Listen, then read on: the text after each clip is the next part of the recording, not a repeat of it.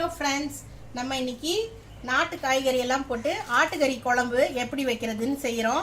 அதுக்கு தேவையான பொருட்கள்லாம் என்னென்னு சொல்கிறேன். இந்த மட்டன் வந்து ஒரு 400 கிராம் மட்டன். இதுக்கு தேவையான பொருளாக என்னென்னு சொல்கிறேன். Mutton 400 gram. வெங்காயம் 3 பெரிய வெங்காயம் இந்த மாதிரி பொடியாக நறுக்கி வச்சுருக்கேன். அதோட 2 பெரிய தக்காளி ரெண்டு பெரிய தக்காளி வந்து பொடியாக நறுக்கி வச்சுருக்கேன். அதோட கூட போடுறதுக்கு உருளைக்கிழங்கு தோல் சீவி ரெண்டு உருளைக்கிழங்கு தோல் சீவி வச்சுருக்கேன். அது இல்லாமல் முருங்கைக்காய் 1 தனியாக இதை மட்டும் வேக வச்சு எடுத்து வச்சுருக்கேன். ஏன்னா அதிலே குழம்புலேயே போட்டால் முருங்கைக்காய்லாம் அப்படியே கரைஞ்சி போயிடும். அதனால் அதை மட்டும் தனியாக வேக வச்சு எடுத்து வச்சுருக்கேன். ஒரே ஒரு முருங்கைக்காய். அது கூட இஞ்சி பூண்டு பேஸ்ட்டு ஒரு 10 பல்லு பூண்டு, ஒரு துண்டு இஞ்சி அதை அரைச்சி வச்சுருக்கேன். லாஸ்ட்டில் போட்டு இறக்குறதுக்கு கொத்தமல்லி, இதுக்கு தேவையான அளவு மிளகாத்தூள் தேவையான அளவு நம்ம பார்த்து போட்டுக்கிறோம். இதை எப்படி செய்யலான்னு பார்க்கலாம். வாங்க வீடியோக்குள்ளே போகலாம். இப்போ கேஸ் ஆன் பண்ணிக்கலாம். இந்த குக்கரை வச்சுருக்கேன். தாளிக்கிறதுக்கு ஒரு 5 ஸ்பூன் எண்ணெய் ஊற்றிக்கிறேன். நான்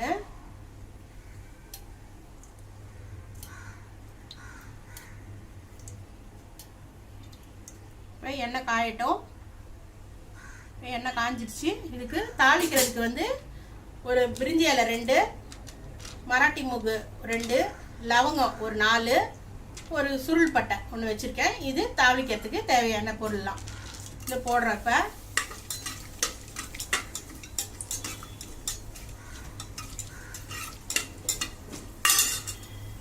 அது வதங்கிட்டோம்னா இப்போ வெங்காயத்தை போடுறோம்.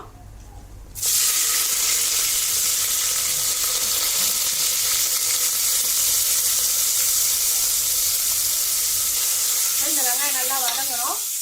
சொல்கிற மாதிரி இந்த வெங்காயம் சீக்கிரம் வதங்குறதுக்கு நம்ம கல்லுப்பு இதோட சேர்த்துடலாம். கல்லுப்பு இந்த அளவு போடுறேன். பார்த்துட்டு தேவையான அளவு அப்புறம் போட்டுக்கலாம், கம்மியாக இருந்தால். இந்த வெங்காயம் நல்லா வதங்கட்டும். நல்லா கோல்டன் ப்ரௌன் ஆகிற வரைக்கும் இந்த வெங்காயத்தை நல்லா வதக்கணும்.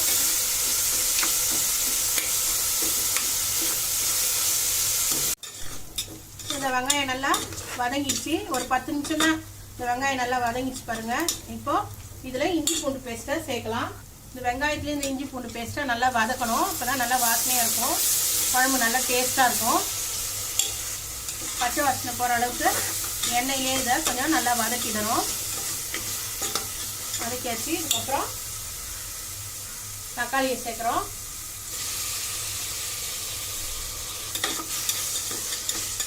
அதை கொஞ்சம் நல்லா வதங்கணும்.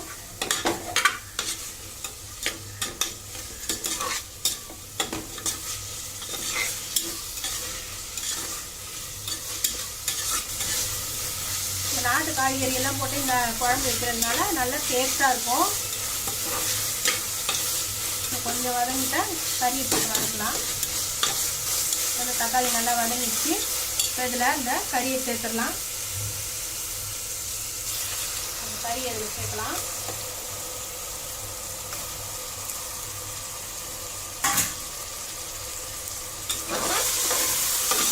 நல்லா இருக்கும். எண்ணெயிலே நல்லா வதக்கணும் இந்த கறியும்.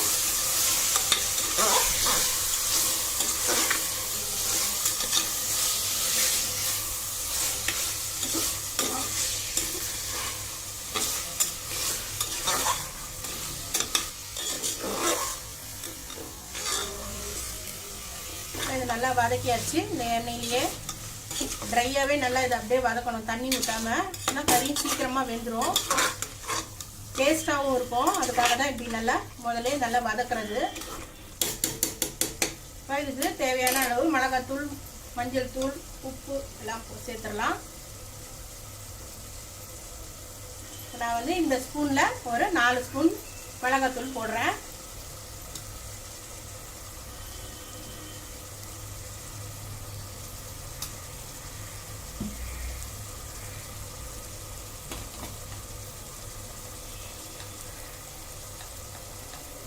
மஞ்சள் தூள் 1 ஸ்பூன் போடுறேன்.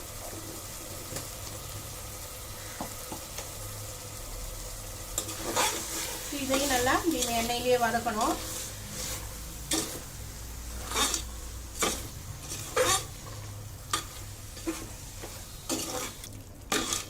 எண்ணெயிலே நல்லா அப்படியே வதக்குறதுனால அது எப்படி நல்லா கலர்ஃபுல்லாக இருக்குது, டேஸ்ட்டும் நல்லா வரும்.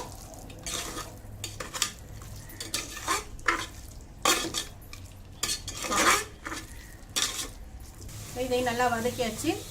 இப்போ இதுக்கு இந்த கறி வேகிற அளவுக்கு தேவையான அளவு தண்ணியை ஊற்றிடலாம்.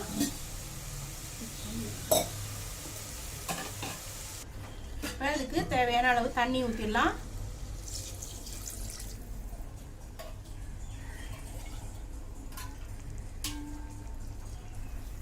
இந்த சின்ன சொம்பில் நான் 2 சொம்பு ஊற்றிருக்கேன்.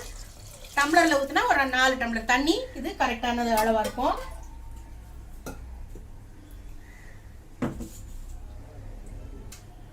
இப்போ நல்லா கிண்டி விட்டுறலாம். இந்த ஸ்டேஜில் உப்பு சரியாக இருக்கான்னு பார்க்கலாம். சும்மா ஒரு கொத்து கருவேப்பிலை உருவி போட்டேன். அதில்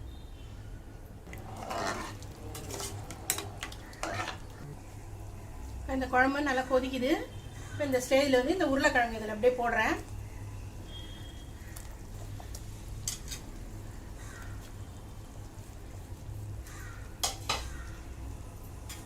இப்போ இந்த குக்கர் மூடியை போட்டு நான் மூடி வைக்க போகிறேன். இது நாங்கள் வந்து வெள்ளாட்டு கறி வாங்கியிருக்கிறதுனால ஒரு 5 விசில் இதுக்கு போதுமான அளவு. நீங்கள் வாங்கியிருக்க கறி எப்படி இருக்கோ அதை பார்த்து ஒரு 5 விசில் விடுங்க. திறந்து பாருங்கள், வேகலைன்னா மறுபடியும் மூடி வச்சுட்டு இன்னும் 2 விசில் எக்ஸ்ட்ரா விட்டால் நல்லா வெந்துடும். அப்போ தான் கறி நல்லா வெந்தால் தான் குழம்பு நல்லா டேஸ்ட்டாக இருக்கும். இப்போ நான் இதை மூடி போட்டு மூடுறேன்.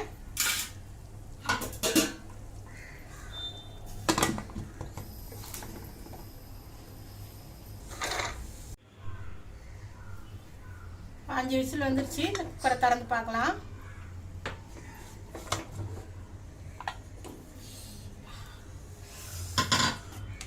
இப்போ கறி வெந்திருக்கான்னு பார்க்கலாம்.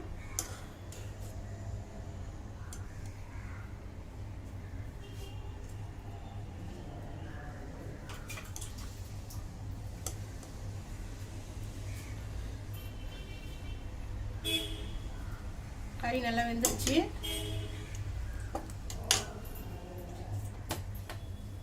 அடுப்பு ஆன் பண்ணிட்டு கொஞ்சம் இந்த குழம்பு சுண்டுற வரைக்கும் கொஞ்ச நேரம் அடுப்பில் வச்சுக்கலாம்.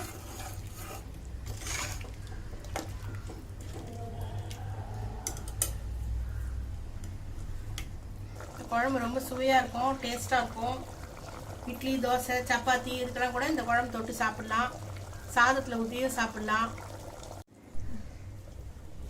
இந்த குழம்பு நல்லா கொஞ்சம் கெட்டி ஆயிடுச்சு. அவ்வளோதான். இந்த பதத்தில் இப்போ முருங்கைக்காய் போட்டு கொத்தமல்லியும் போட்டு நிறுத்திடலாம். குழம்பு ரெடி ஆயிடுச்சு.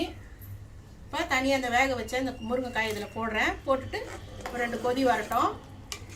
இப்போ இந்த முருங்கைக்காயெலாம் உடையாமல் இருக்கும். இதிலே நீங்கள் குக்கர்லேயே போட்டு விட்டிங்கன்னா அவ்வளோதான். கறி வேகிற வேக்கோடோடு சேர்ந்து முருங்கைக்காய் தனித்தனியாக பஞ்சாக போயிடும். அப்படியே தனியாக ஒரு 5 நிமிஷம் அது ஒரு தனி பாத்திரத்தில் போட்டு முருங்கைக்காய் மட்டும் போட்டு உப்பு போட்டு தனியாக கொஞ்சம் வேக வச்சுட்டு இதோட இப்படி சேர்த்துடலாம். இப்போ இந்த கொத்தமல்லி இதில் போடுறேன் நான்.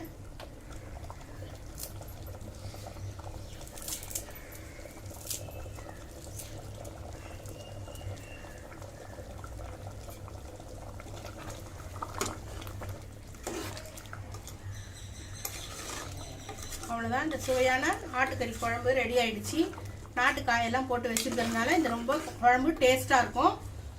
நீங்களும் செஞ்சு பாருங்கள். டேஸ்ட் எப்படி இருக்குன்னு சொல்லுங்கள். உங்கள் கமெண்ட்ஸை கமெண்ட் பாக்ஸில் போடுங்க. அதோடு இல்லாமல் இது வரைக்கும் நம்ம சேனலை சப்ஸ்கிரைப் பண்ணாதவங்க சப்ஸ்கிரைப் பண்ணிவிடுங்க. பக்கத்துலேயே இருக்க பெல் பட்டனை அடிச்சிடுங்க. தேங்க்யூ.